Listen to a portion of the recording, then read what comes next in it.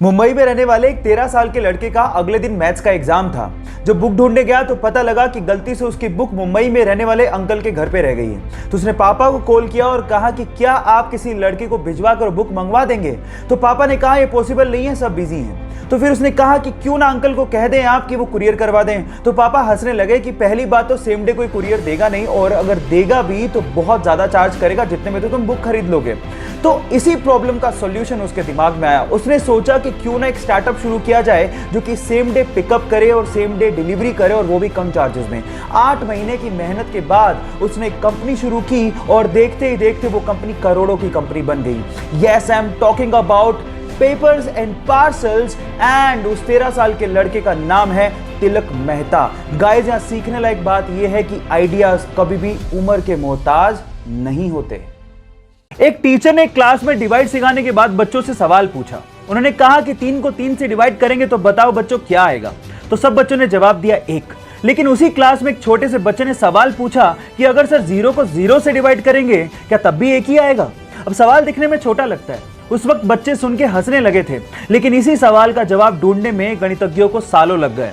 Yes, I am talking about Ramanujan, जिन्होंने अपनी 32 साल की छोटी सी जिंदगी में गरीबी होने के बावजूद भी गणित में इतना लगाव होने की वजह से 4000 के करीब मैथमेटिकल इक्वेशंस की डिस्कवरी कर डाली, और इसी वजह से उनके जन्मदिन को हम लोग नेशनल मैथ्स डे के रूप में बनाते हैं। सो गाइस, उनकी जिंदगी से हम लोग ये सीख सकते हैं कि जिंदगी लंबी नहीं बड़ी होनी चाहिए। जब वो महज 12 साल की थी तो उसके चेहरे पर फेशियल हेयर ग्रोथ होने लगा। अपने चेहरे पर आती दाढ़ी की वजह से लोग उसका बहुत ज्यादा मजाक उड़ाया करते थे, जिसकी वजह से उसका मोराल बहुत ज्यादा डाउन हो गया था। लेकिन आखिरकार उसने इस सिचुएशन से लड़ने की ठानी। उसने अपनी चेहरे पर आती हुई दाढ़ी को अपनी शख्सियत का हिस्सा मानते हुए इसे ही अपनी पहचान बनाने का फैसला किया, और आखिरकार वो आज इंग्लैंड की फेमस ब्रिटिश मॉडल हैं और लोग उन्हें बीडेड वुमेन के नाम से जानते हैं। उनका नाम है हरनाम कौर। गाइस, लोग आपके बारे में क्या सोचते हैं ये आप लोग ही तय करते हैं, इसलिए आप जैसे भी हैं रिस्पेक्ट योरसेल्फ। गाइस, क्या आपको पता है कि आपकी सीधे हाथ की ये जो 5 उंगलियां हैं वो 5 अलग अलग एक्यूप्रेशर पॉइंट्स की तरह काम कर सकती है, और आपके माइंड में जो प्रेशर बना हुआ है उसको रिलीज कर सकती है। कैसे, मैं आपको बताता हूँ। ये 5 उंगलियों में जो थंब है, जब आप बहुत ज्यादा चिंता में हो तो आप इस थंब को इस तरह से प्रेस करें। जब आप बहुत ज़्यादा डर में हो तो आप इस उंगली को इस तरह से प्रेस करें कंटिन्यूसली। जब आप बहुत ज़्यादा गुस्से में हो तो आप इस उंगली को प्रेस करें।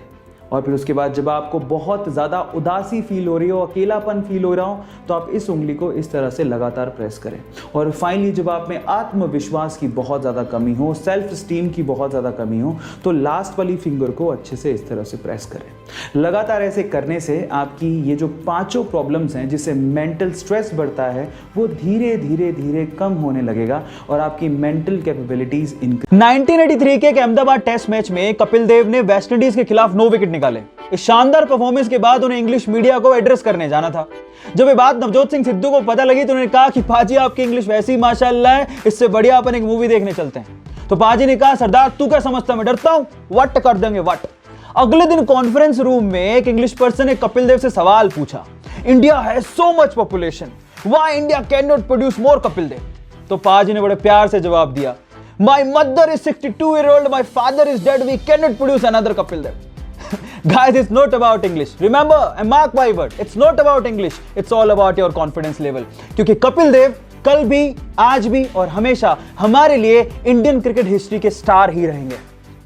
बेंगलोर का एक कॉमन मैन जो पेशे से नाई है, उसने अपने हार्ड वर्क की बदौलत ऐसा अनकॉमन अचीव किया है जिसे आप सुन के हैरान रह जाएंगे।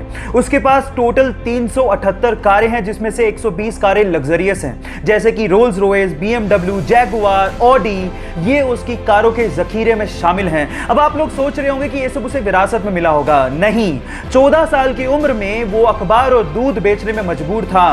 पापा के नाई के बिजनेस को वो आगे बढ़ा रहा था, लेकिन वो लाइफ में कुछ बड़ा अचीव करना चाहता था। फाइनली उसने रेंटल कार का बिजनेस शुरू किया, और देखते ही देखते वो बेंगलोर में सबसे बड़ा रेंटल कार बिजनेस बन गया।